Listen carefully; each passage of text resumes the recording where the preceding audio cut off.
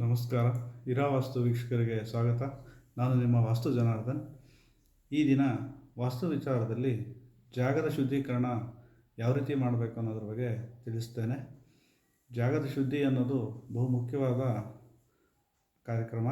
ಹಾಗಾಗಿ ಜಾಗದ ಶುದ್ಧಿನ ತುಂಬ ಇಂಪಾರ್ಟೆಂಟಾಗಿ, ಜಾಗ ಯಾವ ರೀತಿ ಇದೆ, ಒಂದು ಫ್ಲ್ಯಾಟ್ ಆಗಿದೆಯಾ ಇಲ್ವಾ, ಏನಾದರೂ ಮಣ್ಣು ಗುಡ್ಡೆಗಳಿದೆಯಾ, ಯಾವುದೇ ರೀತಿ ಅಡೆತಡೆಗಳಿಲ್ಲದೆ ಒಂದು ಪ್ಲೈನ್ ಆಗಿದೆಯಾ ಅನ್ನೋದನ್ನ ನಾವು ಮೊದಲಿಗೆ ನೋಡಬೇಕಾಗುತ್ತೆ.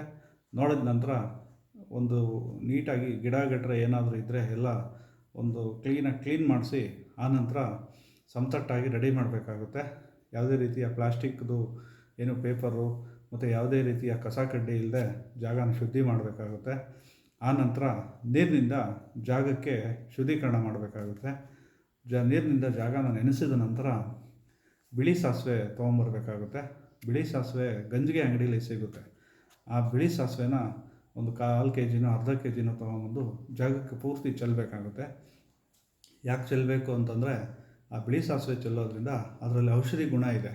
ಔಷಧಿ ಗುಣ ಇರೋದ್ರಿಂದ ಆ ಜಾಗದಲ್ಲಿ ಯಾವುದೇ ರೀತಿಯ ಪ್ರಾಣಿ ಪಕ್ಷಿಗಳು ವಾಸ ಇದ್ದರೆ ಅಲ್ಲಿಂದ ಹೊರಟೋಗುತ್ತೆ. ಅದಲ್ಲದೆ ಹುಳ ಹುಟ್ರೆ ಇರೋದಿಲ್ಲ. ಹುಳ ಹುಟ್ರೆ ಹಾವು ಆ ಥರದ್ದೇನಾದರೂ ಇದ್ದರೆ ಅವೆಲ್ಲ ಆ ಜಾಗದಿಂದ ಬೇರೆ ಕಡೆಗೆ ಹೊರಡುತ್ತೆ. ಇದಿಷ್ಟು ಮಾಡಿದ್ರೆ ಜಾಗ ಒಂದು ರೀತಿಗೆ ಶುದ್ಧೀಕರಣ ಆಗುತ್ತೆ.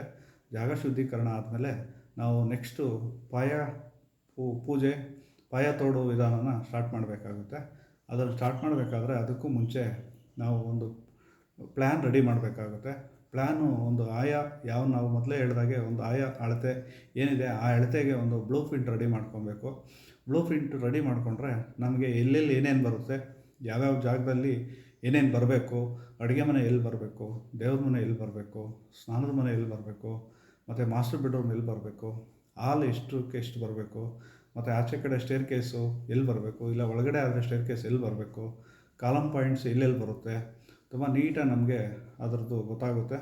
ಇದಿಷ್ಟು ಮಾಡಿಕೊಂಡ್ರೆ ನಮ್ಗೆ ಒಳಗಡೆ ಸ್ಪೇಸ್ ಎಷ್ಟು ಸ್ಪೇಸ್ ಬರುತ್ತೆ ಅನ್ನೋದು ನಮ್ಗೆ ಗೊತ್ತಾಗುತ್ತೆ.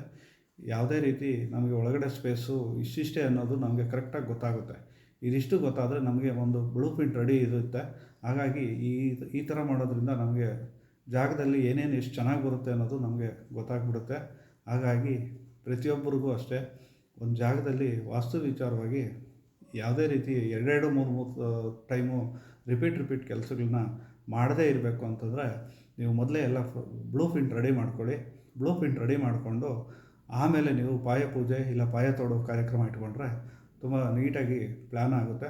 ಆದ್ದರಿಂದ ಫಸ್ಟಿಗೆ ನೀವು ಜಾಗ ಶುದ್ಧಿ ಮಾಡಿ ಮತ್ತು ಪ್ಲ್ಯಾನ್ ರೆಡಿ ಮಾಡಿಸ್ಕೊಂಡು ನಂತರ ಪಾಯ ಪೂಜೆ ಕಾರ್ಯಕ್ರಮ ಸ್ಟಾರ್ಟ್ ಮಾಡಬೇಕಾಗುತ್ತೆ. ಮುಂದಿನ ಸಂಚಿಕೆಯಲ್ಲಿ ಪಾಯ ಪೂಜೆ ಕಾರ್ಯಕ್ರಮ ಯಾವ ರೀತಿ ಮಾಡಬೇಕು ಅನ್ನೋದ್ರ ಬಗ್ಗೆ ನಿಮಗೆ ವಿವರಣೆ ಹೇಳಲಿದ್ದೇನೆ. ಅದಲ್ಲದೆ ಈ ದಿನದ ಸಂಚಿಕೆಯಲ್ಲಿ ನಿಮಗೆ ಈ ವಿಚಾರ ಇಷ್ಟ ಆಗಿದ್ದರೆ ಶೇರ್ ಮಾಡಿ, ಸಬ್ಸ್ಕ್ರೈಬ್ ಮಾಡಿ, ಬೆಲ್ ಬಟನ್ ಒತ್ತಿ. ನಮಸ್ಕಾರ.